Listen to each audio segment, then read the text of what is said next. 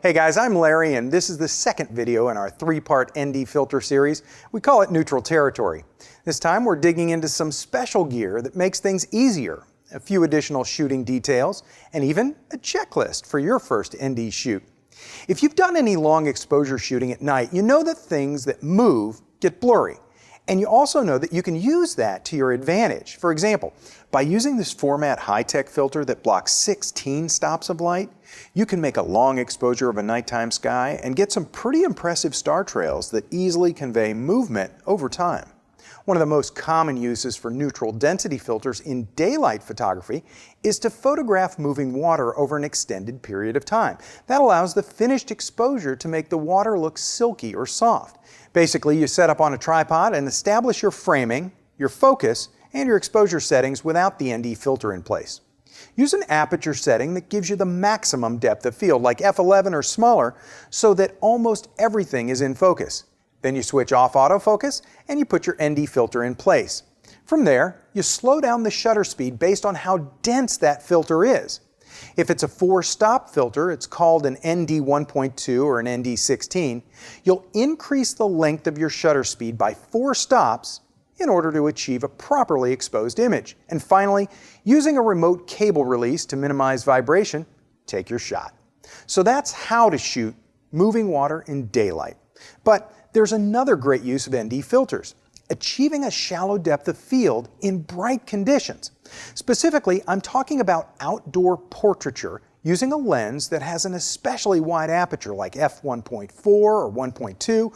Most people always look much better in portraits when you can use a shallow depth of field.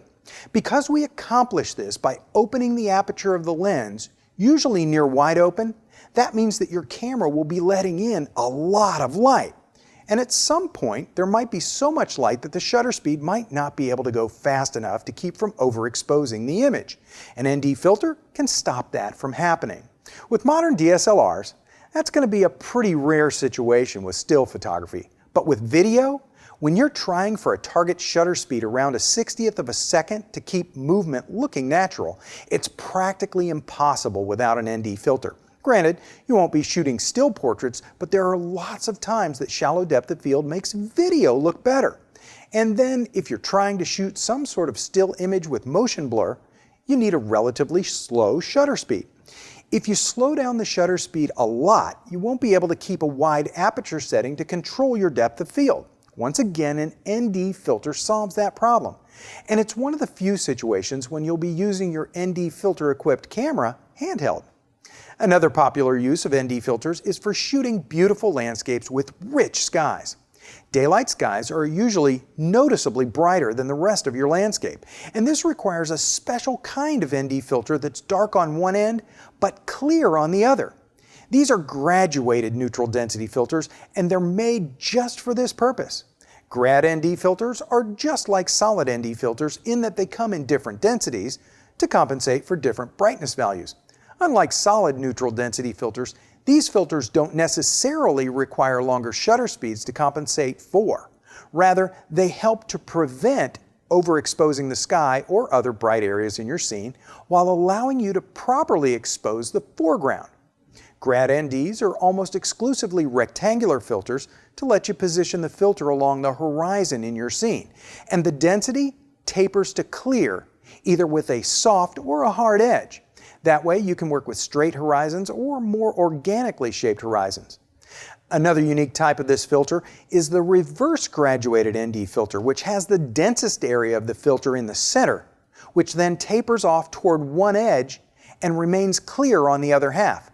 This allows you to maintain a proper exposure of very bright horizons, like during a sunset, while allowing you to give full exposure to the darker sky and the foreground. You can use graduated NDs like this one that's part of Leaf Filter's digital SLR starter kit for video capture, but you just need to be sure that you're not filming something that would physically move from the unfiltered area into the filtered part of your frame. You'll probably want to avoid camera movement too, and just use it for a lockdown shot. Up to now, we've talked about solid or graduated ND filters, but imagine putting on an ND filter that knocks out 2 stops of light, and then, Without stacking or changing to another filter, just dial in from that original 2 up to 10 stops of neutral density, like with this LIGHTCRAFT Workshop 77mm Rapid Variable ND filter. Filtering 2 stops of light is usually a small enough change that you can still easily see and focus where you want. Then, flip off that autofocus and dial in even higher density. I also want to mention this Schneider 77mm TRU-MATCH VARI-ND filter because the range is even greater, from just 1.3 up to 11 stops. The glass quality and color fidelity are especially accurate. We've gotten a little techie here in this second video, so let me wrap up here by mentioning a few pieces of helper gear for your ND efforts. First up, get a rock-solid tripod with a good head. Next, get a step-up ring for all of your lenses to make the front filter thread the same as your biggest lens. I've got a number of DSLRs and the filter thread size of my largest lens is 77mm. That means I buy 77mm ND filters, and then for my Canon 70D that has a great lens, which has a 67mm filter mount, I use this HELIOPAN 67mm to 77mm step-up ring adapter. Now I can use my 77mm filters on that lens for just the cost of a simple adapter. Finally, since most ND filter shots will be long exposures, it's worth a few dollars to buy a remote cable release.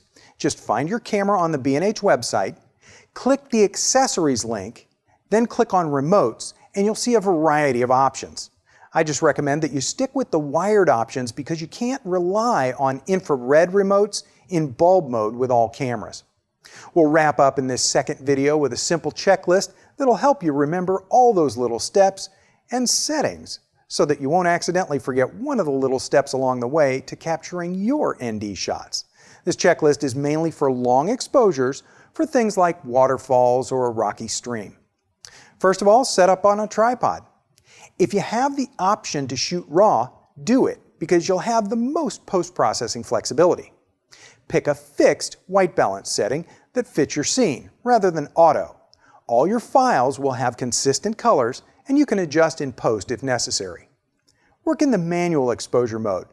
Turn off auto ISO and get your base exposure without the ND filter in place, and then remember those numbers. Capture focus and then flip off the autofocus switch. If your lens has image stabilization or vibration reduction, flip it off. Make sure your ND filters are clean and then screw them or slide them into place. Use your reference exposure to adjust your shutter speed according to how optically dense the filter is. If you're working in strong lighting, block the light from the optical viewfinder with a cap or a plug of some sort. If your camera is in direct, bright light, try to shade the front lens element to minimize the chance of lens flare. Use a cable remote to trigger your shutter. Once you capture your shot, review it on the camera's LCD screen. You'll want to look for blown out highlights using your camera's highlight warning. I call that the blinkies. Or if you're comfortable with histograms, use that to check for blown out highlights. Come back for our third neutral territory video and we'll cover some tips and some tricks, some new innovative gear for ND shooting. We'll cover some special things videographers do with those variable ND filters and more. We'll see you next time. Whether you're a hobbyist or a professional, B&H has the answers to your questions. Experience a world of technology at our New York City Superstore. Connect with us online or give us a call. Our staff of experts is happy to help. We all know the difference a great teacher makes. They inspire you, challenge you, and push you to do the things you never thought you could. For creatives, that means you've got to know your tools inside and out, whether it's Photoshop or photography, lighting or Lightroom, InDesign or After Effects.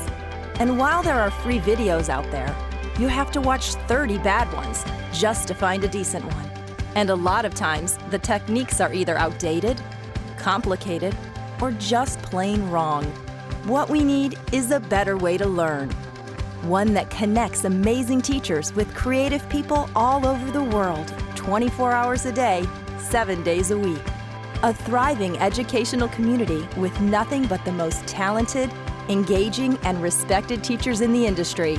Then we simplify the whole learning process with short, clear, concise classes. That's exactly what we've created for you right here at Kelby One.